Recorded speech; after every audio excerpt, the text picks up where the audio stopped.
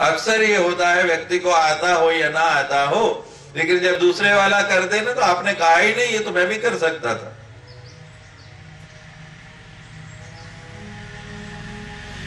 तो हनुमान जी पहले बोले नहीं, चुप रहे।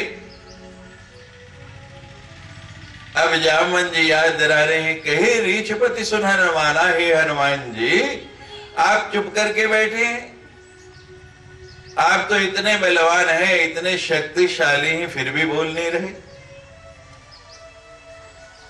बलवान का लक्षण यही है,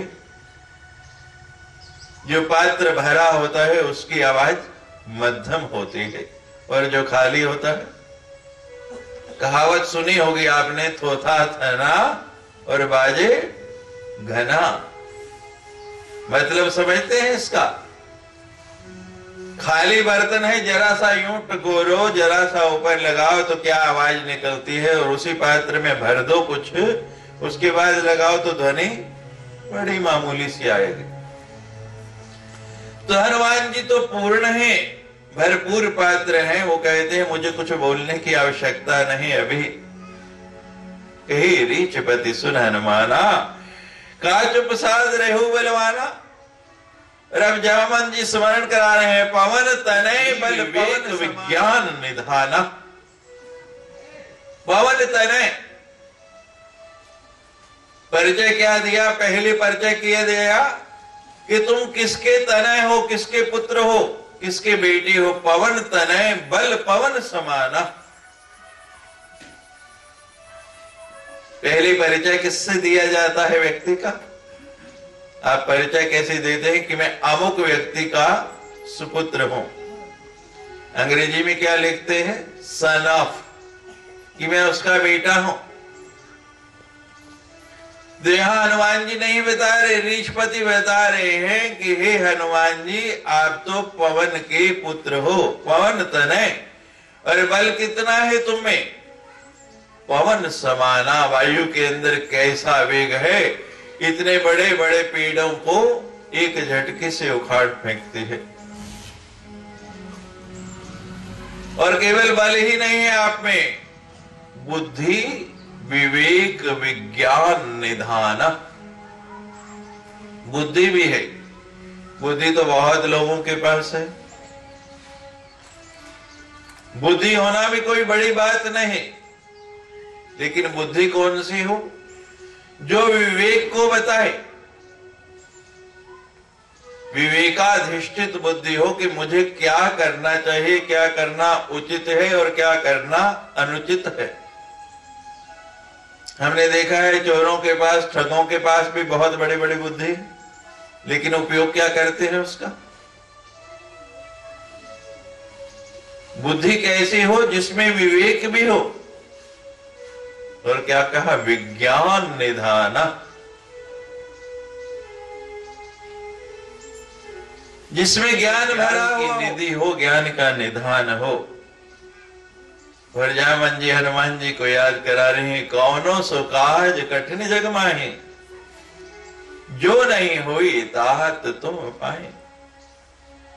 ये हनुमान जी संसार में कौन सा ऐसा कार्य है, कौन सा ऐसा काम है जो आपके लिए कठिन है, आपके लिए मुश्किल है, जिसे आप नहीं कर सको। संसार में ऐसा कोई कार्य नहीं, कोई काम नहीं। ये तो बहुत छोटा काम है आपके लिए, लेकिन फिर भी आप कुछ नहीं बोल रहे हैं।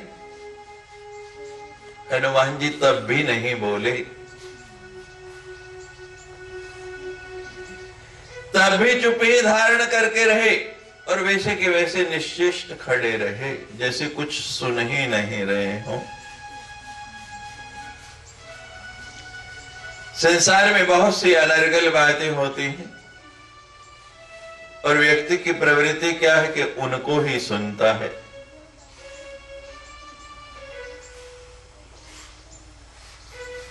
जो विवेक वाला बुद्धिमान व्यक्ति है वो उन बातों की ओर ध्यान नहीं देता। किस बात को सुनता है? जिससे उसका पूरे का पूरा जीवन लाभान्वित होने वाला हो। अपनी प्रशंसा को, अपने बल को, अपने गुणों को सुन के हनुमान जी तो भी कुछ नहीं बोले।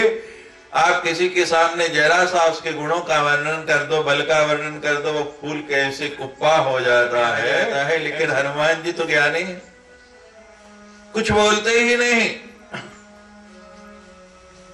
अब जामोहन जी कहते हैं कि हनुमान जी का मुख कैसे खोलें, हनुमान जी कैसे बोले, कोई ऐसा साधन। कहते उनके गुणों की प्रशंसा कर दी, बल की प्रशंसा कर दी, उनकी कुल की प्रशंसा कर दी, लेकिन हनुमान जी तो फिर भी नहीं बोलते। अब बहुत विचार किया, तब जामन जी ने क्या कहा, राम काज लग तभी अवतारा। कि हनुमान जी आपका अवतार किस कारण हुआ है? आपका अवतार तो केवल भगवान का कार्य करने के लिए हुआ है, और फिर भी आप नहीं बोल रहे हैं कि मैं भगवान का ये कार्य करूंगा। और जब इतनी बात कही, भगवान का नाम लिया कि भगवान के कार्य के लिए आपका अवतार हुआ है, तो उसे सुनते ही एकदम हनुमान जी असली रूप में आ गए। सुनते ही भयउ पर्वताकारा, एकदम पर्वत जैसा शरीर बना लिया अपना। ईश्वर अंश जीव अविनाशी। हम जितने भी संसार में लोग हैं, हमारा जन्म किस लिए हुआ? किस लिए हुआ है? कि जिससे हम विलग हुए हैं, जिससे अलग हुए हैं, फिर उससे जा मिले। आपके परिवार का कोई सदस्य बिछड़ता है, दूर जाता है, तो आपका मन कैसी तड़पता है उससे मिलने के लिए? तड़पता है या नहीं बताइए? कोई व्यक्ति विदेश में या बहुत दूर फौज में नौकरी कर रहा है, तो आपका मन होता है, इच्छा होती है कि नहीं कि वो हमारे से जल्दी मिले? होती है? बोलो, जोर से बोलो, होती है ना? तो ऐसे ही हम भी भगवान की संतान हैं, और भगवान की भी बड़ी इच्छा होती है हमारे से मिले, उसका भी बहुत मन होता है, वो तड़पता है हमारे लिए। लेकिन कभी आप भी तड़पते हैं? तड़पते हैं, फिर भी मिलन नहीं होता? नहीं, फिर तड़पन झूठी है। जब तड़पन असली हो तो मिलन होता है। जैसे हनुमान जी ने सुना, और सुनते ही कैसे हो गए? सुनते ही भयउ पर्वताकारा, एकदम से पहाड़ जैसा शरीर बना लिया। कहने की वरने तन तेज विराजा, मानव अपर गिरने करे राजा। हनुमान जी का वर्ण कैसा है? कनक वर्ण, गेहुआ रंग है, बड़ा सुंदर रंग हनुमान जी का। आपको पता है, ब्रह्मा जी ने जब ये सृष्टि रचनी प्रारंभ की, ये सृष्टि बनाने लगे, तो जैसे कुम्हार बर्तन बनाता है, इसी प्रकार वो भी रचने लगे। एक पुतला बनाया मिट्टी का, बड़ा सुंदर, और उस पुतले को धूप में सुखाया। सुखाने के बाद क्या करता है? कुम्हार बर्तन को आवे के अंदर डालता है पकने के लिए, आग जला के।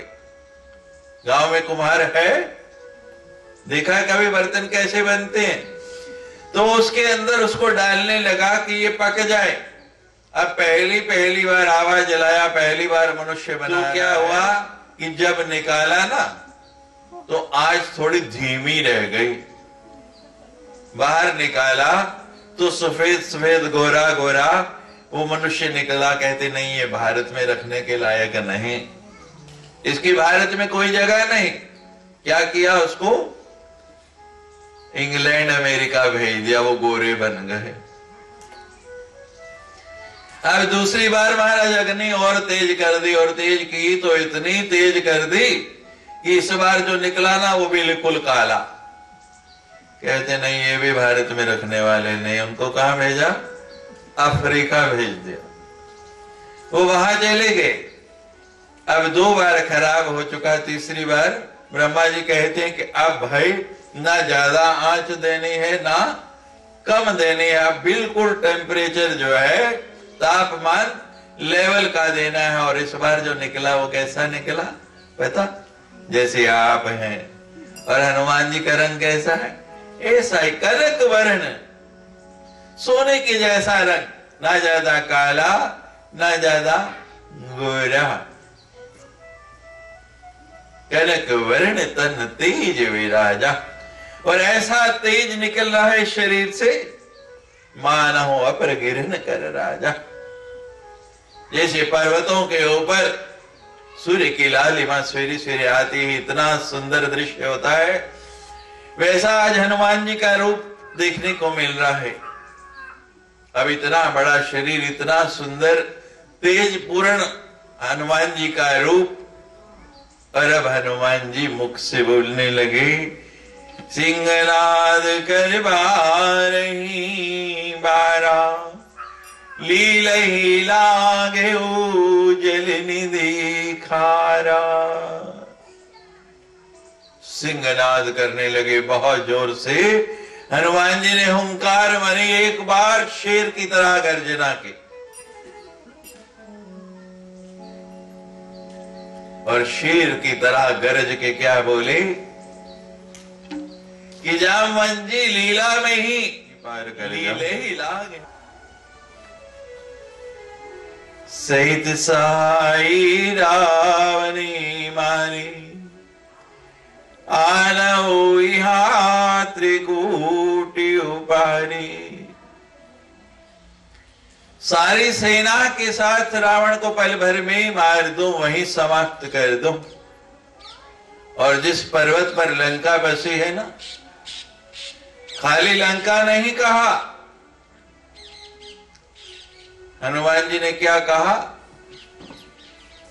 कि जिस त्रिकुट पर्वत के ऊपर लंका है, उस पूरे के पूरे पर्वत को ही मैं उखाड़ के ले आऊं।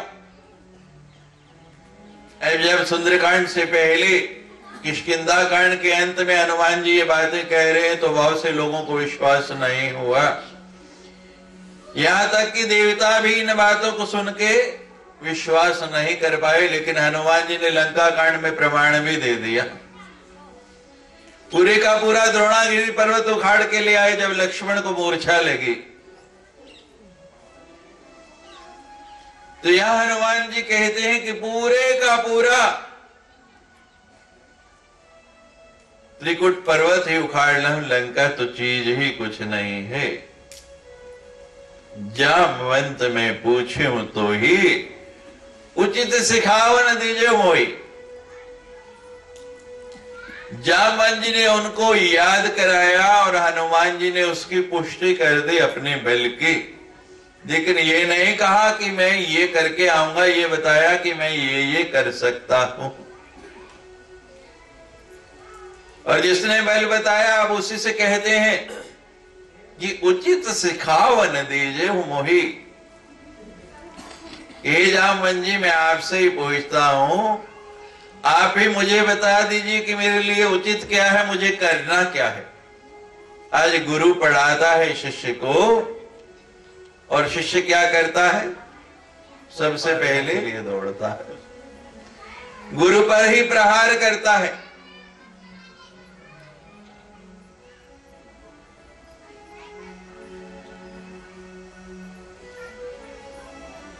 यहां कितनी सुंदर बात कही हनुमान जी ने। मैं कर सकता हूं, लेकिन करना क्या है ये आप मुझे बताइए। समुद्र पार जाके मुझे करना क्या है, मेरे लिए कार्य क्या है। तो जामवंत बता रहे हैं कि क्या कार्य करना है।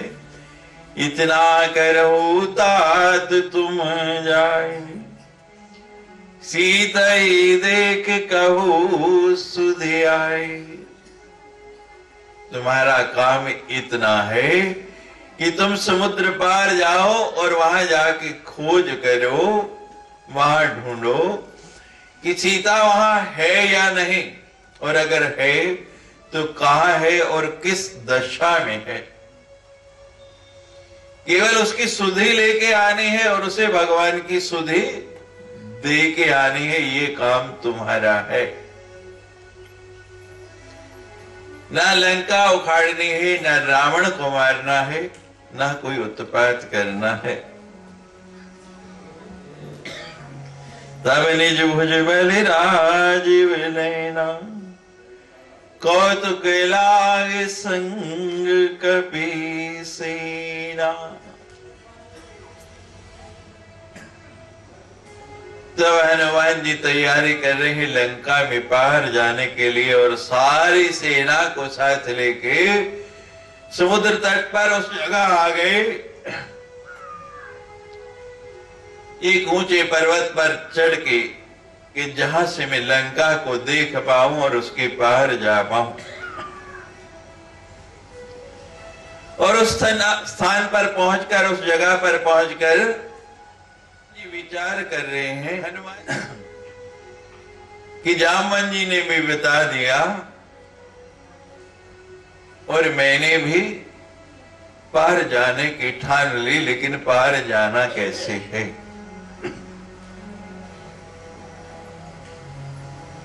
व्यक्ति के अंदर कितना भी बल हो, कितनी भी ताकत हो, अपने कार्य में वो कितना भी दक्ष हो, समझदार वही है कि जो उस कार्य को प्रारंभ करने से पहले भगवान के नाम का सुमिरन करे। जब किसी भी कार्य को हम भगवान के नाम का सुमिरन करके प्रारंभ करेंगे तो उसमें सफलता निश्चित है। और केवल नाम मात्र के लिए सुमिरन नहीं, दृढ़ निश्चय करके, भगवान पे विश्वास रख के कि भगवान निश्चित रूप से हमारी सहायता करेंगे, तो उसमें सफल हो जाएंगे। अगर आपका विश्वास दृढ़ है, आपको निश्चय है, तो आप एक ना एक दिन मंजिल पर पहुंच जाएंगे। और विश्वास बीच में डोलने लगे तो आधे में ही रह जाएंगे। विश्वास दृढ़ होगा कैसे? सुमिर सुमिर नर उतर ही पारा। बार बार सुमिरन करके व्यक्ति जो है, हनुमान जी आज यही बात कर रहे हैं कि अब मुझे पार तो जाना है, लेकिन पार जाने के लिए हर समय सुमिरते रहते हैं, फिर भी कहते हैं कि अब एक बार मैं पुनः भगवान का सुमिरन कर लूं दृढ़ निष्ठा के साथ और विश्वास के साथ, तो उस पार पहुंच जाऊंगा, नहीं तो शंका है। तो हनुमान जी के साथ आज हम भी उस सुमिरन को करते हैं कि हम भी इस भव सागर के पार पहुंच जाएं। जितनी निष्ठा से, जितनी लगन से, जितने प्रेम से, जितनी श्रद्धा से, जितने विश्वास से और जितनी जोर से हनुमान जी ने वो पाठ किया समुद्र तट के इस पार खड़े होकर के, उसी निष्ठा से आज आप भी इस पाठ को करो। बूटी पी लो, बूटी पी लो राम नाम वाली घोल घोल के, बूटी पी लो राम नाम वाली घोल घोल के, बूटी पी लो राम नाम वाली घोल घोल के, बूटी पी लो राम नाम वाली घोल घोल के, बूटी पी लो राम नाम वाली घोल घोल के, बूटी पी लो राम नाम वाली घोल घोल के, बूटी पी लो राम नाम वाली घोल घोल के, बूटी पी लो राम नाम वाली घोल घोल के, बूटी पी लो, बूटी पी लो राम नाम वाली घोल घोल के, बूटी पी लो राम नाम वाली घोल घोल के, बूटी पी लो राम नाम वाली घोल घोल के, बूटी पी लो राम नाम वाली घोल घोल। इतना करो तात तुम जाए, सीता देख कहो सुध आए, तब निज भुज बल राजीव नैना, कौतुक लाग संग कपि सेना। कपि सेन संग संहारी निशिचर, राम सीत यानी, त्रैलोकी पावन सुर सुसुर मुनि नारदादि बखानी।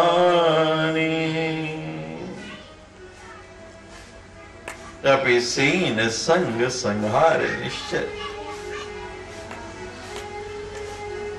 वानरों की सेना के साथ निश्चरों का संहार करके भगवान राम सीता को ले आएंगे।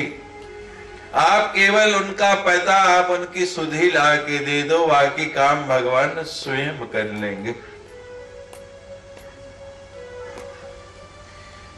भगवान को इतनी सुधि मिल जाए कि कोई उसका भक्त आर्त होके, दुखी होके, दीन होके मन से उसको पुकार रहा है, कि जैसे अभी आपने सुना भगवान स्वयं दौड़े चले आते हैं, देर नहीं लगाते, पल भर का समय भी नहीं लगाते।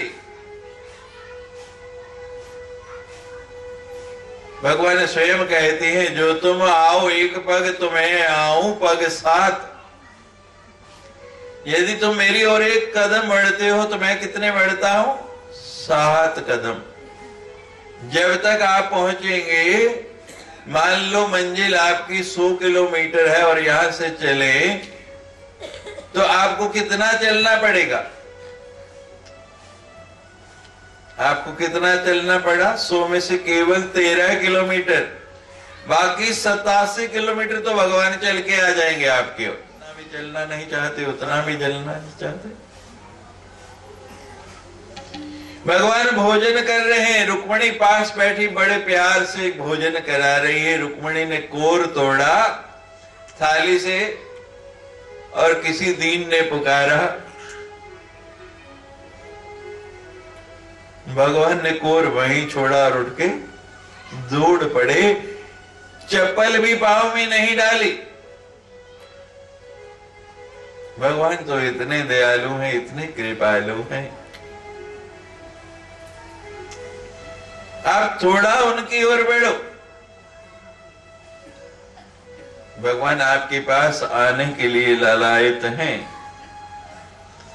त्रैलोक पावन सुसुर मुनि नारदादि बखाने हैं। नारद जैसे संत हाथ में वीणा लेके हर समय उनका नाम उच्चारते रहते, नारायण नारायण करते करते कभी पृथ्वी लोक, कभी आकाश लोक, कभी पाताल लोक घूमते रहते हैं। किसी ने नारद जी से कहा कि नारद जी आप टिक के बैठ नहीं सकते, आराम नहीं कर सकते कहीं? जब देखो एक घर से दूसरे घर आग लगाते फिरते। नहीं, लोग यही कहते हैं नारद जी का काम क्या है? जो व्यक्ति इधर उधर की बात करता है उसको लोग कहते हैं ये तो नारद मुनि है। कभी नारद का चरित्र भी जानो। नारम ज्ञानम ददाति इति नारायण। जो व्यक्तियों को ज्ञान देता है वो नारद है, वो लड़ाते नहीं।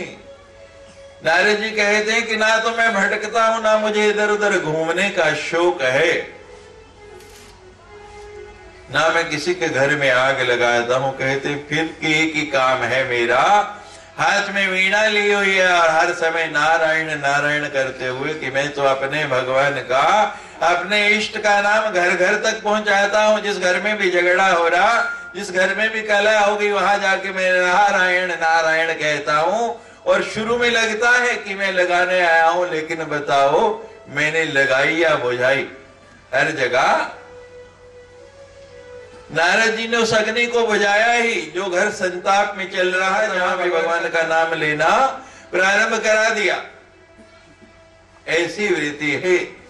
तो यहां लिखा है त्रैलोक पावन, कि तीनों लोगों को पावन करने वाला सुयसु, जो ये भगवान के नाम का सुयश है, सुंदर यश है, जिसको सुर मुनि नारद सभी के सभी सदा बखान करते रहते हैं। वही भगवान का पावन नाम, उनका ये पावन चरित्र आपके इस गांव की पावन मंदिर मृत्युंजय महादेव की पावन भूमि में यहां पहुंच चुका है। भगवान के नाम का यहां जयघोष होने जा रहा है